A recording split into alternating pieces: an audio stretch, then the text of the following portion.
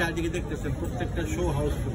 যদিও ব্যক্তিগতভাবে আমি দেখি না, কারণ আমি আজকে এসে গেছি, টিকিট পাই নাই, অথবা কালকে পরশু আমার 2 একদিন পর দেখা হবে। কিন্তু শাকিব খানের ছবি bumper hit, super duper bumper hit হয়, এটা বলার কিছু লাগে না, কারণ ওটার নামই চলে। ওটার ছবিতে কে আছে, কে পরিচালক, কে প্রযোজক, এইসব দেখার কোনো প্রয়োজন পড়ে না। উনি আছে, উনি অ্যাকশন। আচ্ছা আচ্ছা, এই যে বরবাদ মুভিটাকে নিয়ে বিভিন্নভাবে একটা যে ষড়যন্ত্র হওয়ার ইয়া হয়েছিল, এটা নিয়ে কিছু বলবেন আপনি? এখন দেখেন, আমাদের যে সেন্সর বোর্ডে যারা বসে তারা আমার থেকে অনেক জ্ঞানীগুণী মানুষ। আমি তো ভাই ছোট মানুষ, আমি তো এত কিছু বলতে পারি না। কিন্তু একটা সামান্য যে বিষয়, সেটা হলো আপনার সেন্সর সার্টিফিকেশন বলছে, গ্রেডেশন পদ্ধতি। এখন একজন পরিচালক তার ছবিতে কি দেখাবে তার একটা ব্যক্তিগত অধিকার। আমি ছবিতে এই জিনিস রাখবো। এখন আপনার দায়িত্ব কি? যারা সেন্সর বোর্ডে বসে তাদের দায়িত্ব কি?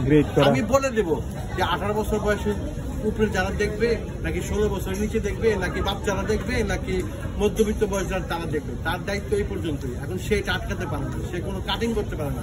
সে বলে দেবে যে না ভাই, এটার মধ্যে কিছু অ্যাডাল্ট সিন আছে বা ভায়োলেন্স আছে, বাচ্চারা দেখলে খারাপ হতে পারে, তো ওটা তুমি 18 করে দাও। কিন্তু ওরা সার্টিফিকেশন বোর্ড হওয়ার পরেও যখন বলে 12টা সিন কাটতে হবে, 12 মিনিট কাটতে হবে, এটা তো নির্দিষ্ট ষড়যন্ত্র। আপনি জানেন শাকিব খানের ছবি মানে মুক্তি পাওয়ার আগের থেকে যে ষড়যন্ত্র শুরু হয়, এফডিসির ফ্লোর থেকে যে ষড়যন্ত্র শুরু হয়, চলতেই থাকে। এমনকি ওই যে হল পর্যন্ত, হলে যাওয়া পর্যন্ত চলতে থাকে। এমনকি যে হলের মালিকটা যে নেয়, বিভিন্ন রেন্টালে, বড় বড় রেন্টালে নেয়, অনেকে বলে ছোট রেন্টালে নিচ্ছে 5 লাখ টাকা নিচ্ছে, আসলে তো 5 লাখ টাকা নেয়, তো অনেক টাকা। কিন্তু এইখানেও ষড়যন্ত্র। তাহলে উনার কাজই ষড়যন্ত্র। কিন্তু এইসব ষড়যন্ত্র গায়ে মাখে লাভ নাই, উনি মাখেও না, আর কারো মাখানোর দরকার নেই। আমরা দেখেছিলাম যে মোশাররফ করিমের যে মুভিটা মুক্তি পেয়েছে, সেখানে আপনি প্রিমিয়ার শোতে ছিলেন। তো সেখানে অনেক ভায়োলেন্সের ল্যাঙ্গুয়েজ ইউজ করেছে, সেই ল্যাঙ্গুয়েজ গুলো ওপেনলি দিয়ে কিন্তু এইটা তুলতাম, আপনি তুলছেন ভালো করছেন। আমি 302 দেখছি প্রিমিয়ার শো, এখানে এমন এমন খারাপ খারাপ গালি দেওয়া হয়েছে, কই এটার সময় তো কাটিং আসে না। যেটা এই গালিগুলি কিন্তু বাচ্চারা শুনবো না, বাচ্চারা তো আমার পাশে বসে দেখছে, তো এই গালিগুলি কেন কাটিং করবো না, আর ওই ভায়োলেন্সে কাটিং করবো কেন? আচ্ছা, এখানে একটা পুরো ষড়যন্ত্র। আপনার যখন একটা খারাপ বলবে, আপনি সবগুলি খারাপ বলবেন, খারাপ খারাপই, আর ভালো ভালোই। আপনি ভালোকে খারাপ বলবেন আপনার সুবিধা মতো, আপনার স্বার্থের কারণে, তা তো হইতে পারে না। এটা কি জানেন, এখন সিনিপ্লেক্স বরবাদের হিউজ একটা কি আছে, চাহিদা আছে। চাহিদা থাকার পরেও তারা কি সিনিপ্লেক্সে শো বাড়াচ্ছে না, হ্যাঁ, এটা আমি দেখতে পাচ্ছি, শো বাড়াচ্ছে না।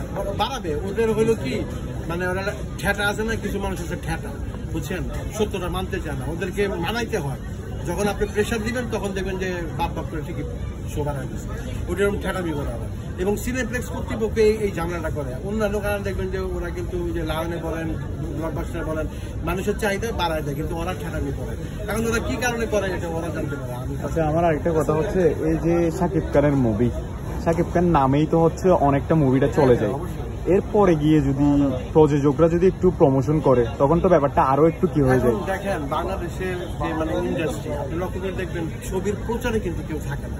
মানে ছবিতে অভিনয় করলো, শুটিং শেষ হলো, ওই পর্যন্তই। আমাদের ওই কালচারটা এখনো গড়ে ওঠেনি যে প্রচার করতে হবে বা করতে হবে। শাকিব খানের দরকার নাই, প্রযোজক বা পরিচালক যদি বিভিন্ন জায়গায় প্রচার করতো, তাহলে কিন্তু আরো মানুষ জানতো। কয়জন ফেসবুকে থাকে, কয়জন পেজে থাকে, কয়জন ইউটিউবে থাকে।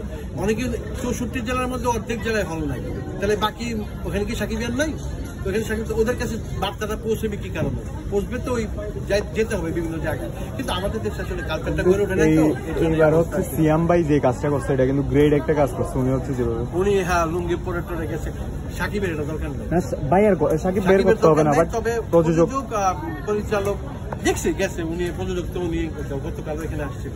এটা যার প্রমোশনের ব্যাপার, তবে আরো একটু প্রমোশন করা উচিত ছিল। তবে শাকিব যা প্রমোশন করে যথেষ্ট লাগে না, অন্য কিছু লাগে না। আচ্ছা, ঠিক আছে ভাই, thank you so much. Thank you.